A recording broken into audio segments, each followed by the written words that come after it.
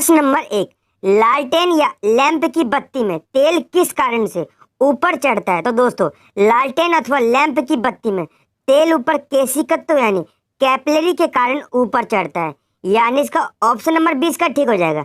आइए इस क्वेश्चन से रिलेटेड इंपॉर्टेंट फैक्ट डिटेल में जानते हैं। लालटेन अथवा लैंप की बत्ती में तेल ऊपर केशिकत्व के कारण ऊपर चढ़ता है। केश नली क्या होती है? वह खोखली नली जिसकी त्रिज्या बहुत कम होती है, वह केश नली कहलाता है। केश नली में द्रव का उतार या चढ़ाव केश नली की त्रिज्या पर निर्भर करता है। यदि केश नली का जो त्रिज्या कम होगी तो द्रव अधिक चढ़ेगा, जबकि केश नली की त्रिज्या अधिक होगी तो द्रव कम चढ़ेगा। पेड़ पौधों की शाखाओं, तनों एवं पत्तियों तक जल व आवश्यक खनिज लवण केशिकत्व के द्वारा ही पहुंचता है, जबकि वर्षा के बाद किसान अपने खेतों की जुताई कर देते हैं। क्यों? ताकि मिट्टी में बनी केश नली टूट जाए और वर्षा का जल ऊपर ना सके। दोस्तों, इस क्वेश्चन से इतने इंपॉर्टेंट फैक्ट डिटेल में बन सकते थे। अगर आपको वीडियो हेल्पफुल लगती है, वीडियो को लाइक, शेयर और चैनल को जरूर सब्सक्राइब करिए। नेक्स्ट क्वेश्चन, प्रश्न नंबर 2, वर्षा की बूंदों का आकार किस कारण गोल होता है? तो दोस्तों, इसका सही जवाब हो जाएगा पृष्ठीय तनाव अथवा सरफेस टेंशन के कारण वर्षा की बूंदों का आकार गोल होता है। यानी इसका ऑप्शन नंबर इसका ठीक हो जाएगा। आइए इस क्वेश्चन से रिलेटेड इंपॉर्टेंट फैक्ट डिटेल में जानते हैं। द्रव का ताप बढ़ने पर पृष्ठ तनाव कम हो जाता है और क्रांतिक ताप पर यह मान शून्य हो जाता है। वर्षा की बूंदों एवं पारे के कण का आकार पृष्ठ तनाव के कारण गोल होता है। साबुन एवं डिटर्जेंट द्वारा जल का पृष्ठ तनाव कम हो जाता है, अतः वह मेल में गहरे चले जाते हैं और कपड़े को साफ कर देते हैं। पृष्ठ तनाव के कारण ही साबुन के घोल में बुलबुले बड़े बनते हैं। पृष्ठ तनाव का मात्रक क्या होता है दोस्तों? पृष्ठ तनाव का जो एसआई मात्रक होता है वह न्यूटन प्रति मीटर होता है। यानी इस क्वेश्चन से इतने इंपॉर्टेंट फैक्ट डिटेल में बन सकते हैं। आप इन सभी फैक्ट को नोट करते चलिए, आगामी परीक्षाओं में इससे प्रश्न बन सकते हैं। नेक्स्ट क्वेश्चन, प्रश्न नंबर 3, अपेक्षित आर्द्रता यानी रिलेटिव ह्यूमिडिटी किस उपकरण द्वारा मापी जाती है? तो दोस्तों, रिलेटिव ह्यूमिडिटी हाइग्रोमीटर द्वारा मापी जाती है। यानी इसका ऑप्शन नंबर 20 का ठीक हो जाएगा।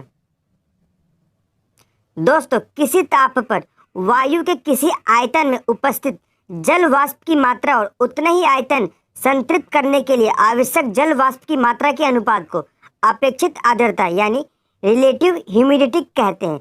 अपेक्षित आर्द्रता को प्रतिशत में व्यक्त किया जाता है, इसलिए इसका अनुपात जो होता है 100 से गुणा किया जाता है। ताप बढ़ने पर अपेक्षित आर्द्रता यानी रिलेटिव ह्यूमिडिटी बढ़ जाती है। नेक्स्ट क्वेश्चन, प्रश्न नंबर 4। दोस्तों, यह क्वेश्चन मोस्ट इंपॉर्टेंट क्वेश्चन है। यह यूपीपीएससी में 2008 में पूछा गया प्रश्न है। आप इन्हें नोट करते चलिए। प्रश्न है, निम्नलिखित में से चंद्र ग्रहण यानी ल्यूनर इक्लिप्स के लिए उपयुक्त स्थिति बताइए। तो दोस्तों, इसका सही जवाब हो जाएगा सूर्य और चंद्रमा के बीच में पृथ्वी आ जाती है तो इसे चंद्र ग्रहण होने के लिए उपयुक्त स्थिति होती है। यानी इसका ऑप्शन नंबर सी इसका ठीक हो जाएगा। दोस्तों, क्या होता है इस क्वेश्चन में देखिए, सन और मून के बीच में जब पृथ्वी आ जाती है तो सन के जो रेज होती हैं वह चंद्रमा पर नहीं पड़ पाते, क्योंकि उसे अर्थ जो होता है उसे रोक लेता है। इसलिए जो एरिया होता है ये शैडो जोन में आ जाता है, इसलिए ये चंद्र ग्रहण कहलाता है। आइए इस क्वेश्चन से रिलेटेड इंपॉर्टेंट फैक्ट डिटेल में जानते हैं। दोस्तों, जब सूर्य और चंद्रमा के बीच पृथ्वी आ जाती है और पृथ्वी की छाया चंद्रमा पर पड़ती है तो चंद्रमा का वह भाग दिखलाई नहीं पड़ता, इसे चंद्र ग्रहण कहते हैं। ऐसी स्थिति केवल फुल मून यानी पूर्णिमा के दिन ही होती है। हर महीने ग्रहण क्यों नहीं लगता दोस्तों? हर महीने ग्रहण इसलिए नहीं लगता क्योंकि पृथ्वी का कक्ष तल चंद्रमा के कक्ष तल के साथ 5 डिग्री का कोण बनाता है, इसलिए प्रत्येक महीने ग्रहण नहीं लगता। इस क्वेश्चन से इतने इंपॉर्टेंट फैक्ट बन सकते हैं। नेक्स्ट क्वेश्चन, प्रश्न नंबर 5, ओजोन परत के क्षयीकरण यानी डिप्लेशन का प्रमुख कारण निम्नलिखित में से कौन सा है? तो दोस्तों, ओजोन परत के डिप्लेशन का जो प्रमुख कारण है वह CFC गैस होते हैं यानी क्लोरोफ्लोरोकार्बन। ऑप्शन नंबर सी इसका ठीक हो जाएगा। इस क्वेश्चन से रिलेटेड इंपॉर्टेंट फैक्ट डिटेल में जानते हैं। आइए दोस्तों, ओजोन परत के क्षय का प्रमुख कारण है क्लोरोफ्लोरोकार्बन। इसे CFC से डिनोट किया जाता है। यह ऊपरी वायुमंडल में क्लोरीन उत्पन्न करते हैं जो ओजोन परत के क्षय के लिए जिम्मेदार होता है। कार्बन डाइऑक्साइड ग्रीन हाउस प्रभाव उत्पन्न करने में प्रमुख गैस होती है। दोस्तों बात करते हैं ओजोन परत की। दोस्तों ओजोन परत जो होता है समताप मंडल में पाई जाती है। इसका जो ऊंचाई होता है 15 से 35 किलोमीटर के बीच में। ओजोन गैस की संकेंद्रण जो ज़्यादा होता है। दोस्तों ओजोन को O3 से डिनोट किया जाता है। इस क्वेश्चन से इतने इंपॉर्टेंट फैक्ट बन सकते हैं। नेक्स्ट क्वेश्चन, प्रश्न नंबर 6, धावन सोडा क्या होता है? दोस्तों धावन सोडा जो होता है वो सोडियम कार्बोनेट होता है, यानी इसका ऑप्शन नंबर सी इसका ठीक हो जाएगा। इस क्वेश्चन से रिलेटेड इंपॉर्टेंट फैक्ट डिटेल में जानते हैं। दोस्तों सोडियम कार्बोनेट को धावन सोडा कहते हैं, जबकि सोडियम बाइकार्बोनेट को यह खाने वाला सोडा होता है। नेक्स्ट क्वेश्चन, प्रश्न नंबर 7, पीसा की झुकी हुई मीनार गिरती नहीं है क्योंकि?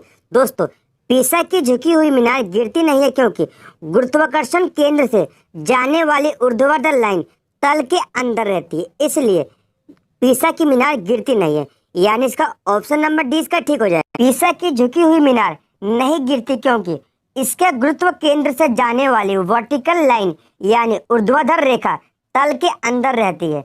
दुनिया के 7 अजूबों में से एक इटली में स्थित पीसा की मीनार अपनी झुकी हुई संरचना के कारण विश्व प्रसिद्ध है। दोस्तों यह क्वेश्चन बन सकता है कि झुकी हुई पीसा की मीनार कहाँ स्थित है, तो आप बताएंगे इटली में स्थित है। दोस्तों पीसा की मीनार का निर्माण कार्य सन 1173 ईस्वी में शुरू हुआ था और यह कार्य 200 वर्षों तक चलता रहा।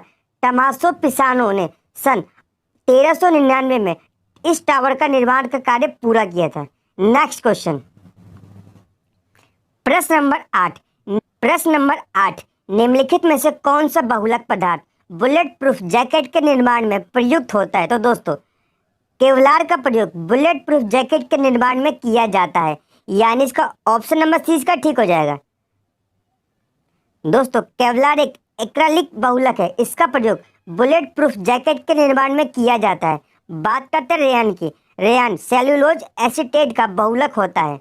नेक्स्ट क्वेश्चन, दोस्तों अगर आपको वीडियो हेल्पफुल लगती है वीडियो को लाइक शेयर और कमेंट जरूर करें। दोस्तों प्रश्न नंबर 9, माइकोराइजा एक सहजीवी संबंध होता है। दोस्तों माइकोराइजा जो संबंध होता है वो किन के बीच में होता है? तो दोस्तों ये कवक व उच्च पौधों के जड़ों के बीच में ये संबंध होता है, यानी इसका ऑप्शन नंबर सी इसका ठीक हो जाएगा। दोस्तों कवक तथा उच्च पौधों के जड़ों के बीच सहजीवी संबंध होता है, इसे लाइकेन कहलाता है, यानी लाइकेन कहा जाता है। नेक्स्ट क्वेश्चन,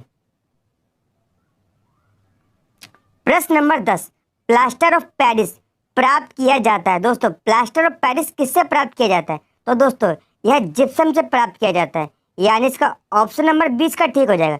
दोस्तों जिप्सम से प्लास्टर ऑफ पेरिस प्राप्त किया जाता है। दोस्तों यह निर्जलित जिप्सम है जो प्राय श्वेत चूर्ण के रूप में मिलता है। यदि विशुद्ध जिप्सम को 1000 से लेकर 1900 डिग्री सेल्सियस तक गर्म किया जाए तो जलांश का 3/4 भाग निकल जाता है, जो परिणाम स्वरूप प्लास्टर ऑफ पेरिस बचता है। जिप्सम को 150 डिग्री सेल्सियस पर गर्म किया जाए तो इससे प्लास्टर ऑफ पेरिस प्राप्त होता है। प्लास्टर ऑफ पेरिस का जो रासायनिक सूत्र है CaSO4 1/2 H2O होता है। बात करते हैं जिप्सम के रासायनिक सूत्र की। जिप्सम का जो रासायनिक सूत्र होता है CaSO4 होता है 2H2O। प्रश्न नंबर 11, भारतीय बाघ यानी इंडियन टाइगर का वैज्ञानिक नाम क्या है? तो दोस्तों इंडियन टाइगर का वैज्ञानिक नाम है पैंथेरा टिग्रिस, यानी इसका ऑप्शन नंबर है इसका ठीक हो जाएगा। दोस्तों इंडियन टाइगर को भारतीय बंगाल टाइगर कहा जाता है। इंडिया में टोटल 50 टाइगर रिजर्व है। दोस्तों इस क्वेश्चन से इतने इंपॉर्टेंट फैक्ट बन सकते हैं। नंबर 12, भौतिक शास्त्र के अतिरिक्त किस अन्य क्षेत्र में मैडम क्यूरी को नोबेल पुरस्कार दिया गया था? तो इसका सही जवाब हो जाएगा भौतिक शास्त्र के अतिरिक्त नोबेल प्राइज जो दिया गया था उन्हें रसायन क्षेत्र में दिया गया था, यानी इसका ऑप्शन नंबर इसका ठीक हो जाएगा। दोस्तों मैडम क्यूरी एक भौतिक शास्त्री व रसायन शास्त्री थी जिन्हें 2 बार नोबेल पुरस्कार से सम्मानित किया गया था। पहली बार इन्हें भौतिकी के क्षेत्र में जबकि दूसरी बार इन्हें रसायन के क्षेत्र में नोबेल प्राइज दिया गया था। यह पेरिस विश्वविद्यालय की पहली महिला प्रोफेसर भी बनी थी। मैडम क्यूरी ने रेडियम धातु की खोज की थी। नेक्स्ट क्वेश्चन, प्रश्न नंबर 13, रात्रि में पेड़ के नीचे सोना हानिकारक है क्योंकि पेड़ छोड़ते हैं। दोस्तों रात्रि में पेड़ के नीचे सोना हानिकारक होता है क्योंकि रात्रि में जो पेड़ होते हैं वो कार्बन डाइऑक्साइड छोड़ते हैं, यानी इसका ऑप्शन नंबर डी इसका ठीक हो जाएगा। दोस्तों रात्रि में जो अधिकतर वृक्ष होते हैं वो CO2 यानी कार्बन डाइऑक्साइड छोड़ते हैं, जो कि मनुष्य के लिए हानिकारक होता है। आइए इस क्वेश्चन से रिलेटेड इंपॉर्टेंट फैक्ट डिटेल में जानते हैं। दोस्तों रात में पेड़ों के नीचे सोना हानिकारक होता है, क्योंकि पेड़ पौधे रात में श्वसन क्रिया के दौरान कार्बन डाइऑक्साइड का विमोचन करते हैं, जबकि दिन के समय पेड़ पौधे कार्बन डाइऑक्साइड गैस का ग्रहण करके प्रकाश संश्लेषण यानी फोटोसिंथेसिस की क्रिया संपन्न करते हैं। दोस्तों फोटोसिंथेसिस क्रिया के दौरान जो पौधे होते हैं वो वातावरण से कार्बन डाइऑक्साइड ग्रहण करते हैं, जबकि पौधे ऑक्सीजन गैस का विमोचन करते हैं यानी वातावरण में ऑक्सीजन गैस को छोड़ते हैं। ये इस क्वेश्चन से इतने इंपॉर्टेंट फैक्ट बन सकते थे।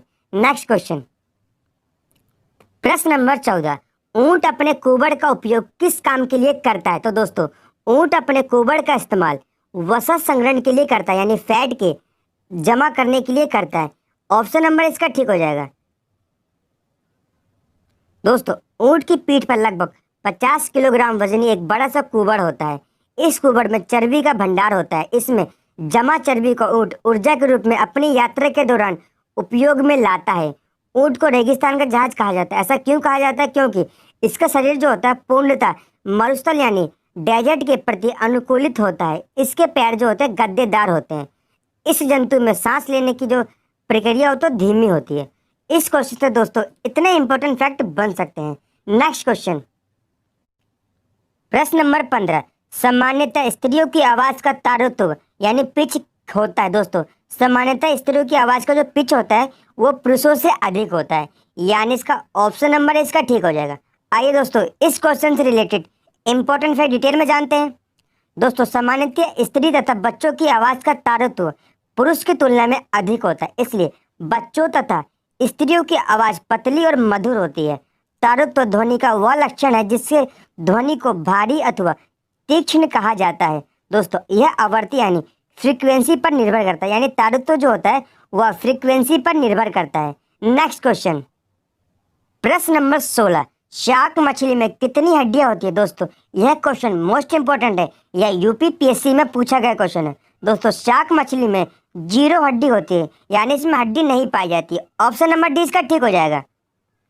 दोस्तों शार्क मछली में हड्डी नहीं पाई जाती, जबकि शार्क मछली का जो कंकाल तंत्र होता है वह उपास्थि यानी कार्टिलेज का बना होता है। नेक्स्ट क्वेश्चन, प्रश्न नंबर 17, निम्नलिखित में से नैको संस्था संबंधित है? दोस्तों नैको संस्था जो संबंधित है वो एड्स से है, यानी इसका ऑप्शन नंबर सी इसका ठीक हो जाएगा। आइए दोस्तों इस क्वेश्चन से रिलेटेड इंपॉर्टेंट फैक्ट डिटेल में जानते हैं। भारत के स्वास्थ्य और परिवार कल्याण मंत्रालय के प्रभार के रूप में 1992 में स्थापित नेशनल एड्स कंट्रोल ऑर्गेनाइजेशन यानी नैको भारत में HIV एड्स नियंत्रण कार्यक्रम का संचालन करता है। दोस्तों बात करते हैं एड्स के बारे में। दोस्तों एड्स यानी एक्वायर्ड इम्यूनो डिफिशियंसी सिंड्रोम। दोस्तों यह मनुष्य में होने वाला HIV वायरस से रोग है। दोस्तों HIV वायरस से होने वाला रोग है। इसका जो परीक्षण किया जाता है रोग की पहचान के लिए एलिसा टेस्ट किया जाता है। नेक्स्ट क्वेश्चन, प्रश्न नंबर 18, मानव रक्त में अल्कोहल की कितनी प्रतिशत मात्रा मृत्यु का कारण बनती है? तो दोस्तों मनुष्य में रक्त में अगर अल्कोहल की मात्रा 5% हो जाए तो ये मृत्यु का कारण बन जाती है, यानी इसका ऑप्शन नंबर डी इसका ठीक हो जाएगा। दोस्तों मानव रक्त में अल्कोहल की सांद्रता को संक्षिप्त में ब्लड अल्कोहल कंसंट्रेशन कहते हैं, जिसे प्रतिशत में मापा जाता है। 0.10% मात्रा का अर्थ है मानव शरीर में रक्त के 1000 ml में 1 ml अल्कोहल उपस्थित है। मानव शरीर में ब्लड अल्कोहल कंसंट्रेशन यदि 5% या इससे अधिक की उपस्थिति होने पर मानव की मृत्यु हो जाती है। दोस्तों इस क्वेश्चन से इतने इंपॉर्टेंट फैक्ट बन सकते हैं। नेक्स्ट क्वेश्चन, प्रश्न नंबर 19, निम्नलिखित में से किस जीव में पित्ताशय नहीं पाया जाता? तो दोस्तों निम्नलिखित में से ऊंट में पित्ताशय नहीं पाया जाता, यानी इसका ऑप्शन नंबर इसका ठीक हो जाएगा। दोस्तों अधिकतर रीढ़ की हड्डी वाले पशुओं के पित्ताशय होता है, परंतु घोड़ा, चूहा तथा ऊंट इसके अपवाद हैं, इनमें पित्ताशय नहीं पाया जाता है। जबकि बिना रीढ़ की हड्डी वाले पशुओं में पित्ताशय बिल्कुल भी नहीं पाया जाता। दोस्तों इस क्वेश्चन से इतने इंपॉर्टेंट फैक्ट बन सकते हैं। प्रश्न नंबर 20, निम्नलिखित में से कौन गाय की उच्च दूध उत्पादन प्रजाति है? तो दोस्तों निम्नलिखित में से हेल्स्टीन जो होती है गाय की उच्च दूध उत्पादन करने वाली प्रजाति है, यानी इसका ऑप्शन नंबर डी इसका ठीक हो जाएगा। दोस्तों, हेल्स्टीन फ्रीजियन गाय की उच्च दूध उत्पादन प्रजाति है। यह मुख्यतः नीदरलैंड में पाई जाती है। दोस्तों, नीदरलैंड की राजधानी क्या है? दोस्तों, नीदरलैंड की राजधानी एम्स्टर्डम होती है। इसका रंग जो होता है दोस्तों सफेद होता है या काला होता है। इस जाति की गाय वर्ष भर में अधिकतम 74,650 पाउंड अथवा 33,860 किलोग्राम तक दूध देती है। दोस्तों, आज की वीडियो से इतने इंपॉर्टेंट फैक्ट बन सकते थे। आज के वीडियो का होमवर्क दोस्तों आप सभी के लिए प्रैक्टिस के लिए क्वेश्चन है। प्रश्न है, एक दंत चिकित्सक द्वारा रोगी के दांतों की जांच के लिए प्रयुक्त दर्पण है। दोस्तों, इसका सही जवाब आप सभी को कमेंट सेक्शन में बताना होगा। अगर आपको आज की वीडियो पसंद आई हो तो वीडियो को लाइक, शेयर और चैनल को जरूर सब्सक्राइब करें। धन्यवाद दोस्तों।